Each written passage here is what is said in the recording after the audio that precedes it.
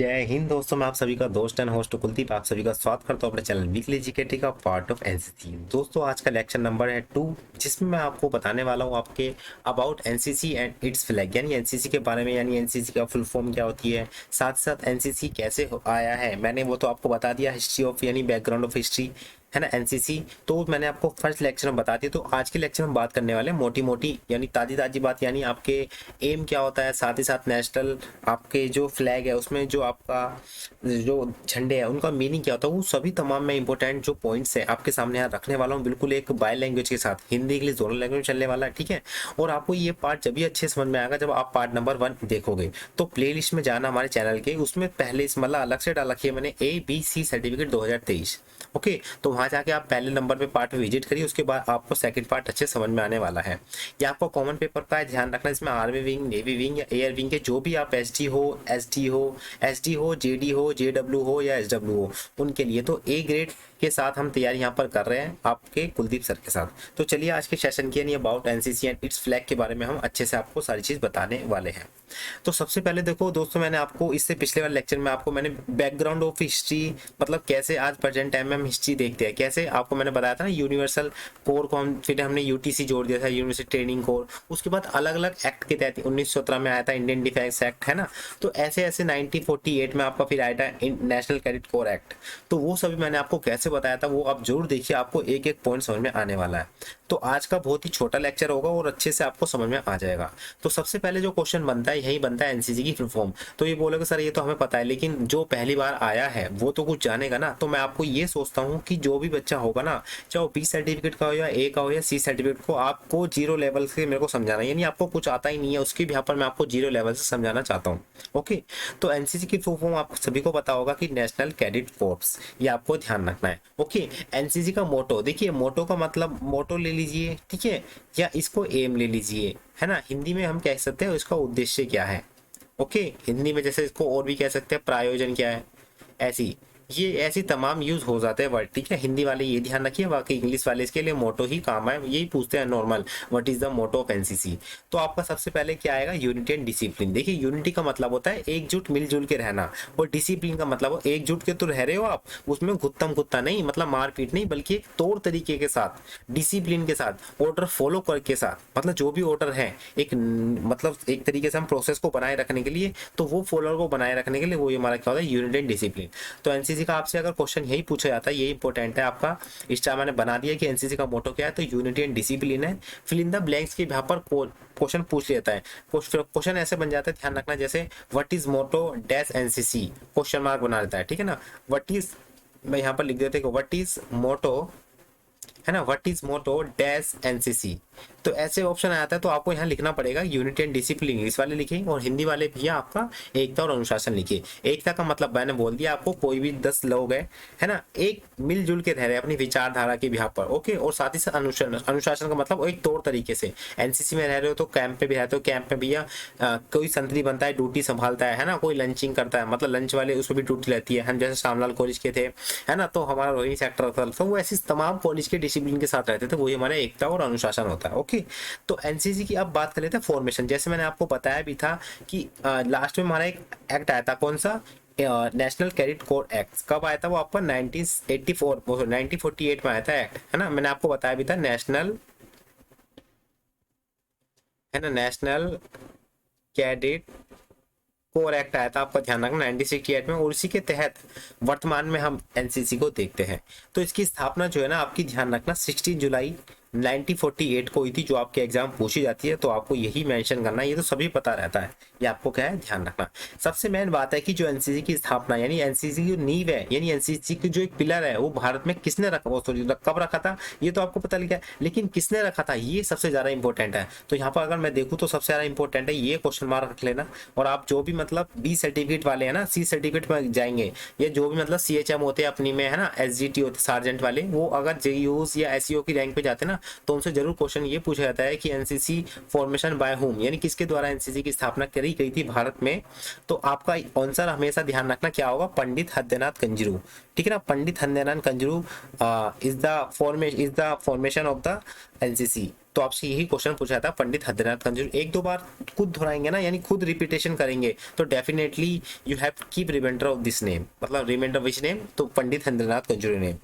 बात कर लेते हैं कि विच फ्रॉम विच एक्ट, यानी अब ये तो पता लग गया कब हुई थी, साथ ही साथ ये पता लग गया बाय होम किसके द्वारा हुई थी। अब बात कर लेते हैं किस एक्ट के तहत हुई थी। तो जैसे मैंने आपको बताया नेशनल कैडेट्स कोर एक्ट, यानी 1948 के एक्ट के तहत इसकी स्थापना हुई थी। ये मैंने आपको अच्छे से बता दिया है और आप उम्मीद करता हूँ कि आप अच्छे से समझ गए होंगे। ओके, तो एनसीसी की फुल फॉर्म मैंने बता दी नेशनल कैडेट कोर, ठीक है। एनसीसी का मोटो बता दिया यूनिटी एंड डिसिप्लिन। साथ ही साथ मैंने आपको ये भी बता दिया कि बाय होम किसके द्वारा हुई थी और कब हुई थी, मैंने ये भी आपको अच्छे से बता दिया। तो किसके द्वारा हुई थी आपकी ध्यान रखना, पंडित हृदयनाथ कंजूरू की तरफ से 1948 में।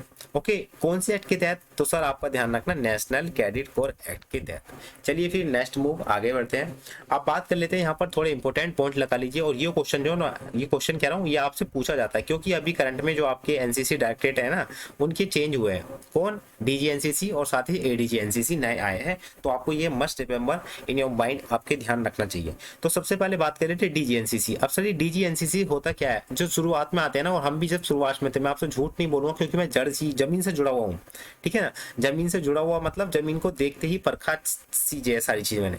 तो ध्यान रखना डीजी एनसीसी का मतलब होता है directorate general NCC national cadet corps, directorate general, यानी जो एक तरीके से हेड होते हैं एनसीसी के। डायरेक्टरेट, डायरेक्टरेट का मतलब होता है निर्देशालय, जो आपके 17 डायरेक्टरेट है ना। अगर आपसे क्वेश्चन यही पूछता है कि how many directorate in India in according to NCC, है ना, एनसीसी के अनुसार, तो आपका ध्यान रखना 17 डायरेक्टरेट। तो DG NCC directorate general NCC, general का मतलब एक तरीके से मुख्य होता है, प्रमुख होता है, ठीक है ना। तो डायरेक्टरेट जनरल एनसीसी के कौन है, तो यहाँ पे ध्यान रखना आपके लेफ्टिनेंट जनरल होते हैं। ओके, तो आपसे ये क्वेश्चन ही बनता है, यहाँ देखिए आपको ये मैंने ये तो बता दिया कि लेफ्टिनेंट जनरल। और हमेशा भी ध्यान रखना जितने भी आपके आर्मी ऑफिसर्स हो, कांस्टेबल से लेके आपके हाईएस्ट रैंक कौन सी होती है, बात करूँ जनरल, लेकिन उससे भी एक हाईएस्ट होती है जो एज अ फील्ड मार्शल होती है। तो अभी तक 3 फील्ड मार्शल हुए भारत में, वो भी मैं आपको जल्दी सामने पुटअप करूंगा क्वेश्चन। ओके, जिसमें से 2 आपके नेवी के हैं और जिसमें से 1 आपके एयर के हैं, ये मैं आपको बताऊंगा। डीजी एनसीसी मैंने बता दिया लेफ्टिनेंट जनरल, तो रैंक लगा के हमेशा इनसे मतलब इनके नाम से पहले इनकी रैंक जरूर लगती है आर्मी में। ओके, और पुलिस में क्या है, पीछे लगती है रैंक। तो लेफ्टिनेंट जनरल है, ध्यान रखना आपके कौन, गुरबिल पाल सिंह। एवीएसएम, एवीएसएम का मतलब क्या होता है, देखिए मैंने आपको ना यूट्यूब पे डालना कि gallantry and non gallantry award, यानी वीरता और अवीरता पुरस्कार, तो उसमें आपको मेरी वीडियो दिख जाएगी, मैंने फोटो भी लगा रखी है, तो आपको वहां समझ जाओ कि एवीएसएम का मतलब क्या होता है, अति विशिष्ट सेवा मेडल। उसमें कुछ हमारे कैटेगराइज होते हैं, पीस के बिहाफ पर दिए जाते हैं, कुछ हमारे नॉइस के हिसाब से दिए जाते हैं, कोई और वॉर अवार्ड्स के बिहाफ पर दिए जाते हैं। तो वो सभी अवार्ड्स दिए जाते हैं जिसमें आपके गैलेंट्री नॉन गैलेंट्री दोनों ही काउंट होते हैं। ओके, तो डीजी एनसीसी कौन है, लेफ्टिनेंट जनरल गुरबिल पाल सिंह, ये आपके वर्तमान में डीजी एनसीसी है। तो इनको तो भैया याद रखना। सर फोटो में तो बता दो कौन से है, तो भैया देखो अलग से कौन दिख रहा है, अगर आप देखो मैंने फोटो भी नहीं दिखाई ना, तो मैंने यहाँ पर रैंक बता दी थी, क्या, लेफ्टिनेंट जनरल। तो हमेशा ध्यान रखना लेफ्टिनेंट जनरल की रैंक जो होती है ना, एक तो ध्यान रखना तलवार जैसा निशान होता है और एक होता है अशोक स्तंभ। ओके, ये आपको क्या है ध्यान रखना। और एक चीज मैं आपको और बता दूं, जो आपका अशोक स्तंभ है ना, ये तो आपको पता होगा अशोक के उससे लिया गया सिंह से ना, सारनाथ, हाँ वहां पे सारनाथ उससे जगह से वहां पर उस था। साथ ही ध्यान रखना अशोक है ना, अशोक के ललाट, ललाट का मतलब होता है एक तरीके से चेहरा, यानी इसका शरीर देह। तो उस पर ध्यान रखना। टोटल जो है ना 8 जानवर है, 8 जानवर, 8 एनिमल। अगर मैं काउंटिंग के हिसाब से बताऊं तो टोटल यहाँ पर जो है ना देखो 8 एनिमल है, किसके हिसाब से, नंबर्स के हिसाब से, नंबर्स के हिसाब से। अगर मैं बात करूं टोटल यहाँ पे 4 जानवर है, जिसमें आपके घोड़ा, हाथी, सांड और सांड एक और आप बताना, ठीक है ना, मेरे को अभी 3 याद ही आ रहे हैं। एक तो आपका घोड़ा है ना, हाथी, एक सांड, एक और है आई थिंक शेर या गधा ऐसी कुछ। तो टोटल 4 मतलब जानवर है। और उनकी संख्या कितनी है टोटल, तो 8। ये भी क्वेश्चन पूछ लिया जाता है कभी आपके एग्जाम के बिहाफ पर। तो मैंने आपको ये बता दिया, ठीक है। लेफ्टिनेंट जनरल गुरबिल पाल सिंह है, एबीसीएम अति विशिष्ट सेवा मेडल। साथ ही साथ ध्यान रखना ये जो है ना इस बार के जो बने हैं 34 डीजीएनसीसी बने हैं, तो ये बहुत इंपॉर्टेंट है। जो कैडेट्स होते हैं ना वो ये तो याद कर लेते लेफ्टिनेंट जनरल गुरबिल पाल, लेकिन अब ये ध्यान रखना 34 है। इन्होंने ओथ का मतलब होता है शपथ ली, मतलब कब ग्रहण पथ करा, तो इन्होंने ध्यान रखना 27 सितंबर 2021। तो ये ध्यान रखना ज्यादा टाइम हुआ भी नहीं है इनको, ओके, 1 साल भी नहीं हुआ पूरा। अब बात कर लेते हैं एडीजी, ये तो ध्यान रखना मोस्ट इंपोर्टेंट है। चाहे एक बार को ना डीजीएनसी याद मत करो, मतलब मैं कह नहीं रहा कि याद नहीं करो, लेकिन कर जरूर लेना। लेकिन ध्यान आपको कहाँ देना पता है, डीजीएनसीसी में। क्योंकि लोग बाग क्या होता है ना, एक तरीके से है ना, मलाई मलाई तो खा लेते हैं लेकिन नीचे का दूध है ना वो नहीं पीते हैं। तो ऐसे ही यहाँ पर है, मतलब आपको डीजीएनसीसी तो हेड तो प्रमुख है, लेकिन उनका एडिशनल भी याद रखना है। देखिए एडिशनल जो सब, देखिए इसकी फुल फॉर्म क्या, पहले तो ये ध्यान रखना, क्वेश्चन यही पूछता है what is the full form ADG. तो एडिशनल डायरेक्टर जनरल, तो मैं यहाँ पर लिख देता हूँ, ठीक है, एडिशनल है ना, एडिशनल डायरेक्टरेट डायरेक्टेड जनरल, ये आपको ध्यान रखना, ठीक है ना। तो एडीजी की फुल फॉर्म क्या है, एडिशनल डायरेक्टर जनरल। ये आपसे क्वेश्चन पूछ लेते हैं सर एडिशनल का मतलब, देखिए एडिशनल का मतलब क्या होता है, मैं सिंपल सी बात बताता हूँ, आपको पता होगा। देखिए आपकी पार्लियामेंट है, मेरी पार्लियामेंट नहीं, जहाँ पार्लियामेंट जहाँ पर कानून बनते हैं, तो पार्लियामेंट में आना मतलब पार्लियामेंट जो बम्बू वो है तंबू, 3 बम्बू पे टिका हुआ है, किस किस पे सर, एक तो आपकी प्रेसिडेंट, एक आपकी लोकसभा और एक आपकी राज्यसभा, ये आपको पता होगा। अब ध्यान रखना, आपकी जो प्रेसिडेंट है ना, ये आपको पता होगा सुप्रीम हेड है, मतलब सुप्रीम हेड तो है तीनों सेना का, साथ ही साथ मतलब फर्स्ट सिटीजन ऑफ इंडिया का भी है। ओके, अब ध्यान रखना एक आपके वाइस प्रेसिडेंट भी है, वाइस प्रेसिडेंट ध्यान रखना सेकंड पर्सन ऑफ इंडिया। अब ध्यान रखना कई बार ऐसा होता है कि जो प्रेसिडेंट है ना वो अब्सेंस रहते हैं किसी भी रीजन की बिहाफ पर, उनकी डेथ भी हो जाए, वहाँ इम्पीचमेंट लगा दिया जाए, है ना, साथ ही साथ तमाम मतलब किसी वन कारणवश ना आए नहीं, और ऐसी मीटिंग हो रही है उनकी जरूरत की ना, तो उनकी जो काम है ना वो कौन संभालता है, वाइस प्रेसिडेंट संभालता है, तो उसे कहते हैं एडिशनल। तो ऐसी ध्यान रखना, डीजीसी एनसीसी की जगह अगर कोई नहीं है वहां पर, तो उनकी जगह कौन काम संभालेगा, तो एडीजी यानी एडिशनल डायरेक्टर जनरल। तो उम्मीद करता हूं कि आप इससे जो क्वेश्चन लिंक है ना, और आने वाले लिंक से ही आप समझ जाओगे। जैसे स्टेट का बात करूं, who is the first member, who is the first citizen of state, तो आपको पता होगा गवर्नर, गवर्नर के बाद कौन होता है, फिर सीएम होता है, तो ऐसी तमाम होते हैं, ये ध्यान आपको रखना है, ठीक है। मैंने एक चीज से आपको काफी चीज लिंक करा दी। तो एडीजी जनरल कौन है एनसीसी के, तो ध्यान रखना आपकी मेजर, है ना, मेजर जनरल राजन महाजन, ठीक है ना, सॉरी रंजन महाजन, ये आपको क्या है ध्यान रखना है। इनकी क्या है लेफ्टिनेंट जनरल, इनकी है मेजर जनरल। ओके, तो lieutenant general major general Ranjan Mahajan, ये आपको क्या है ध्यान रखना है। इनकी एक रैंक भी लगा सकते, मतलब रैंक नहीं, इनके पीछे ना वो भी लगा सकते हो मेडल, तो ये ध्यान रखना है ना, वीएसएम लगा सकते हो, वीएसएम यानी विशिष्ट सेवा मेडल आप लगा सकते हो, इनको मिलते ही है, और बैच भी देख लेना आप जब मिलेंगे। तो मैंने बिल्कुल डिटेल्स के साथ टाइम लेके मैंने आपको सारी चीज समझाई है। ओके, तो यहाँ तक तो बात मेरी थी अबाउट एनसीसी के बारे में, अबाउट एनसीसी के बारे में और हिस्ट्री एनसीसी के बारे में मैंने कंप्लीट करा दिया। अब बात कर लेते हैं आपका जो यहाँ पर टॉपिक दिख रहा है आपका एनसीसी इट्स फ्लैग, यानी एनसीसी के फ्लैग के बारे में। तो चलिए बात कर लेते हैं। अब बात कर लेते हैं कि आपके एनसीसी सॉन्ग, तो भैया यहाँ से तो इंपॉर्टेंट क्वेश्चन बनने वाला है 1 नंबर का, जो भी 20 सर्टिफिकेट दे रहे हो ये आपको ध्यान रखना, और ए वालों के लिए तो भैया सोने पे सुहागा ही है। ओके, चलिए अब बात कर लेता हूँ एनसीसी सॉन्ग। देखिए अगर हम प्रेजेंट टाइम की मैं बात करूँ तो हम कौन सा सॉन्ग गाते हैं प्रेजेंट टाइम में, कदम मिला के चल, है ना, सॉरी कदम मिला के चल रहा हूँ, हम भारतीय हैं, ठीक है ना, प्रेजेंट टाइम का बात कर रहा हूँ। अगर मैं बात करूँ प्रेजेंट टाइम में हम कौन सा सॉन्ग मतलब अब फॉलो करते हैं, या मतलब कभी भी गाते हैं उसे एज अ नेशनल एंथम के यहाँ पर, तो हम सब भारतीय हैं, ये ध्यान रखना, हम सब भारतीय है। तो ध्यान रखना इससे पहले मतलब प्रेजेंट टाइम में तो ये अपनाया जाता है हम सब भारतीय है, पहले तो ये ध्यान रखिए कब अपनाया गया था, तो ये आपका ध्यान रखना 1982 में अपनाया गया था, ये आपको अच्छे से समझ में आना चाहिए। कब अपनाया गया था सर, तो आपका ध्यान रखना 1982 में अपनाया गया था हम सब भारतीय है सॉन्ग को। ये किसके द्वारा लिखा गया था, इस रिटन बाय सुदर्शन फकीर। तो ये आपसे क्वेश्चन जरूर पूछता है कि हम सब भारतीय है song is written by which person, तो आपका हमेशा ध्यान रखना आंसर क्या रहेगा, सुदर्शन फकीर, बहुत मोस्ट इंपोर्टेंट है, आपको ही ध्यान रखना है।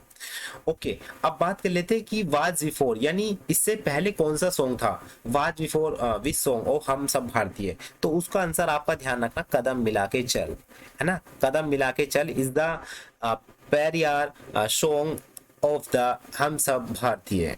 तो ये कब अपनाया था कदम मिला के चल, तो 1963 में, लेकिन आज प्रेजेंट टाइम में हम 1982 में सुदर्शन फकीर के द्वारा जो लिखा गया सॉन्ग है हम सब भारतीय, इसको आज हम अपनाते हैं। तो आपके माइंड में बिल्कुल सेट हो गया होगा प्रेजेंट टाइम में कौन सा सॉन्ग अपनाते हैं, हम सब भारतीय है, पहला कौन सा था कदम मिला के चल, कब 1963 में, इसका 1892 में सुदर्शन फकीर के द्वारा, आपको अच्छे से समझ में आ गया होगा। चलिए फिर आगे बात कर लेते हैं, चलिए सर अब बात कर लेते हैं और भी एनसीसी फ्लैग के बारे में। एनसीसी फ्लैग के और बारे में क्या होता है, देखिए मैंने आपको एनसीसी फ्लैग यहाँ पर दिखा दिया, तो एक एक पॉइंट आपको अच्छे समझ में आ जाएगा। देखिए एनसीसी में ना 3 रंग है, आपको यहाँ पर दिख भी रहा होगा रेड, ठीक है ना, एक आपका ध्यान रखना डार्क ब्लू, है ना, डार्क ब्लू, और एक आपको यहाँ पे दिख रहा होगा स्काई ब्लू, या हम कह सकते हैं समुद्री नीला, ठीक है ना, स्काई ब्लू कह सकते हैं, कोई दिक्कत नहीं है, लाइट ब्लू भी कह सकते हैं, स्काई ब्लू लाइट ब्लू, लेकिन ये वाला हमारा डार्क है ना, ये डार्क ब्लू है, ठीक है ना, ये कौन सा है हमारा डार्क ब्लू,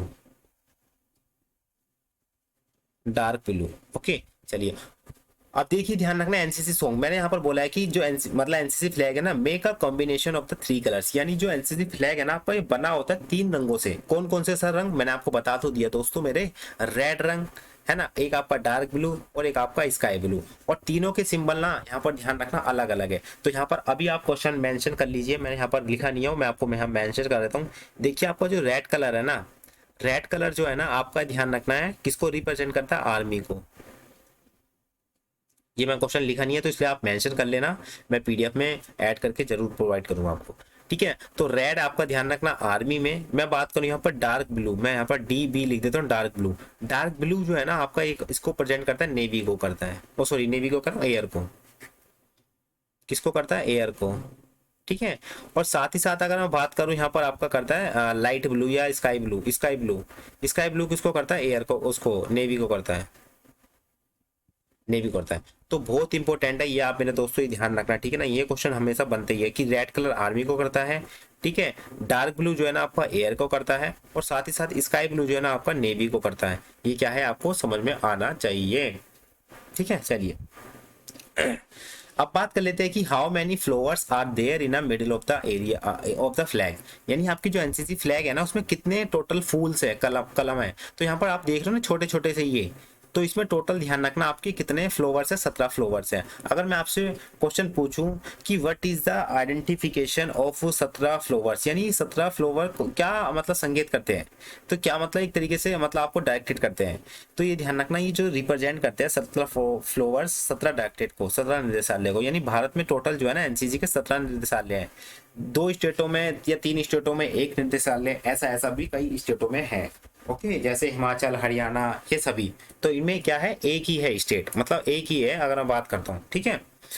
अगला अगला ये भी समझ में आ गया कि 17 डायरेक्टेड है, ध्यान रखना 17 डायरेक्टेड। तो यहाँ पर जो फॉल्स अगर सबसे पूछे कि what is the flower represent in the map in the flag of NCC, तो आपका ध्यान रखना 17 डायरेक्टेड, ओके। अगला क्वेश्चन है यहाँ पर पॉइंट है कि what is written under the NCC flag, यानी जो एनसीसी फ्लैग के नीचे है ना ये क्या लिखा हुआ है। तो यहाँ पर क्वेश्चन पूछता हमेशा ध्यान रखना है एकता और अनुशासन, और Ekta Anushasan is the motto of NCC, okay. एकता अनुशासन यानी यूनिटी एंड डिसिप्लिन। तो एकता अनुशासन भी आपको मैंने अच्छे समझा दिया, यानी यहाँ पर आइए सभी लिखा हुआ है, ओके।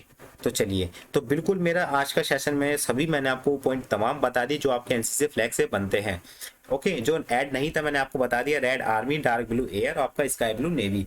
तो ये अभी सब्जी अच्छे से मैंने आपको समझा दी है। कोई भी फिर भी आपका डाउट रह गया तो कमेंट बॉक्स पर आप मेंशन कर सकते हैं, वहां मैं आपको जरूर रिप्लाई दूंगा। बिल्कुल एक मतलब तरीके से मैं बोल सकता हूँ कि एक सुटेबल मतलब आपका वो होना चाहिए डाउट, ऐसा नहीं है कि आप ऐसे तमाम करो। बाकी अपना फीडबैक देख सकते हो कि वीडियो अच्छी लगी है या बुरी लगी है, तो कमेंट में जरूर बताइए, कमेंट में जरूर बताइए, ताकि मेरे को पता भी तो चले कि हाँ जो हमारे कैडेट्स है देख रहे हैं, ओके। तो बाकी नेक्स्ट चैप्टर भी आता रहेगा ऐसी आपको बिल्कुल अल्टरनेटिव डेज पे, ओके। तो मैं भी स्टूडेंट हूँ उस तरीके के, यहाँ पर मैं आपको सारी चीज अच्छे से समझाऊंगा। कोई भी डाउट होता है तो रहिए, और साथ ही साथ ये भी ध्यान रखना आपको, ये हमारा है मेरा व्हाट्सअप नंबर है, तो यहाँ पर हमारे गर्ल्स और बॉयज़ के सेपरेट ग्रुप है, व्हाट्सअप ग्रुप गर्ल्स के बॉयज़ के, तो यहाँ पर मैसेज करके आप ज्वाइन हो सकते हैं। साथ ही साथ चैनल को सब्सक्राइब कर लीजिए, क्योंकि कंटेंट के साथ देखिए अब मैंने स्टार्ट कर दिया वीडियो, तो आपको एक एक मैं डाउट जो है ना क्लियर करूँगा वाला हूँ, ओके। ये हमारा टेलीग्राम है, नीचे लिंक भी है, तो आप जाके जुड़ सकते हैं। ये मेरे को फॉलो कर लीजिए इंस्टाग्राम पे, ये सभी तमाम आपको यहाँ पे सामने लिंक है।